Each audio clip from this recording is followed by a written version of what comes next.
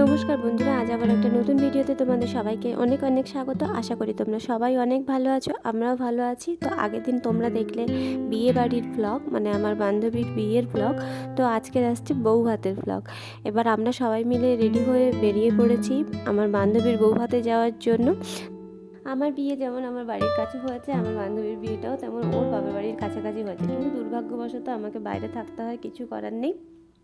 তো বৌভাতে যাওয়ার কোনো প্ল্যানিংই ছিল না, আমরা এমনকি জামা কাপড়ও বাড়ি থেকে ক্যারি করিনি, কিন্তু আমার বান্ধবীটা এতবার করে ডেকেছিল বাধ্য যাওয়া।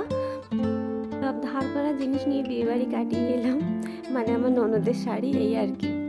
তবে জুয়েলারিগুলো আর এক্সট্রা জিনিসগুলো আমার কাছে ছিল, কারণ আমি বিয়ে বাড়ি যাবো বলে কিছু নিয়ে গিয়েছিলাম, কিন্তু আমার বরটা যেটা পরে বাড়ি গিয়েছিল সেটা পরেই চলে গিয়েছিল। সোনার আংটি, তা আবার কিসের বাঁকা, তাই না? তো আমরা ফাইনালি এসে পৌঁছে গেলাম, আর আমার বান্ধবীটাকে এখানে খুব সুন্দর করে সাজিয়েছিল। বিয়ে বাড়ির থেকেও বউ ভাতের সাজটা ভীষণ সুন্দর হয়েছিল। তো এখানে দেখো গেটটা সুন্দর সাজিয়েছে, একদম অসাধারণ। ওদের এই ছবিটা সব থেকে ভালো উঠেছে।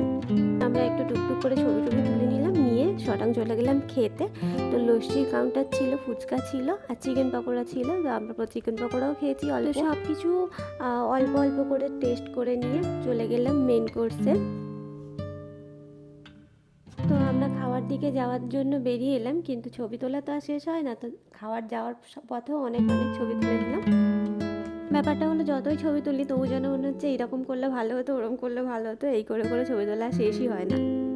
বান্ধবীর বউভাতে এসে বান্ধবীকে তো আর পাওয়া যাবে না, বান্ধবী আজকে সেলিব্রিটি মানুষ, তাই বান্ধবীকে বাদ দিয়ে আজ আমরাই নিজেরা ছবি তুলে নিচ্ছি। আর আমার বর হয়ে গেছে এখানে ক্যামেরাম্যান। তো ক্যামেরাম্যান হয়ে আমার সুন্দর সুন্দর কতগুলো ছবি তুলে দিল, আর আমি করছিলাম ওর ভিডিও। মানে আমি হয়ে গিয়েছিলাম আমার বরের ক্যামেরা ওমেন। তারপর আমরা এখানে যাব খাওয়া দাওয়া করতে, তাই আমরা সবাই মিলে এক জায়গায় দাঁড়িয়ে, কারণ আমরা একসাথেই সবাই যাব। তো প্রথমেই ছিল স্যালাড, তার উপরে নবরত্ন পোলাও টাইপের কিছু হবে, আর পনিরের তরকারি ছিল। কিন্তু আমি না ঠিক জানি না আইটেমগুলোর নাম, কারণ আমার মেনু কার্ডটাই তোলা হয়নি। তো তারপরে ছিল ডাল, আলু ভাজা, চিকেন ছিল, মাছ ছিল, আইসক্রিম ছিল, আরও ছিল, ঠিক আমার আর মাথায় নেই। তো যাই হোক, খাবারগুলো সত্যিই খুব সুন্দর ছিল। তো আমরা খাওয়া দাওয়া কমপ্লিট করে তো আবার বাইরে এসে কিছু টুকটুক করে ছবি তুলে নিলাম। আর একে প্রচণ্ড গরম ছিল, তাই জন্য এবার বাড়ি যাব। তাই দেখা করতে গেলাম আমার বান্ধবীদের সাথে, মানে বান্ধবীর সাথে, বান্ধবী আর বান্ধবীর বরের সাথে। কিন্তু তখনও তো আর ছবি তোলা শেষ হচ্ছে না। তো তখন দেখো মোটামুটি এখন একদম ফাঁকা হয়ে গেছে প্রায়। তো দেখছিলাম এটা ওদের প্রি ওয়েডিং শ্যুটের ফটোটা। তো তারপরে আমরা গেলাম আবার ওর সাথে একটু দেখা করতে, মানে বিদায় নিতে।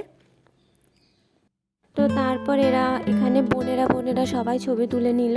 তো আমার আর এনার্জি নেই ছবি তোলার।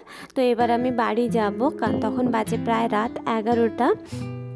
তো তারপর দেখলাম ওর রুমটা কত সুন্দর করে সাজিয়েছে, দেখে আমরা বাড়ি চলে এলাম টাটা করে।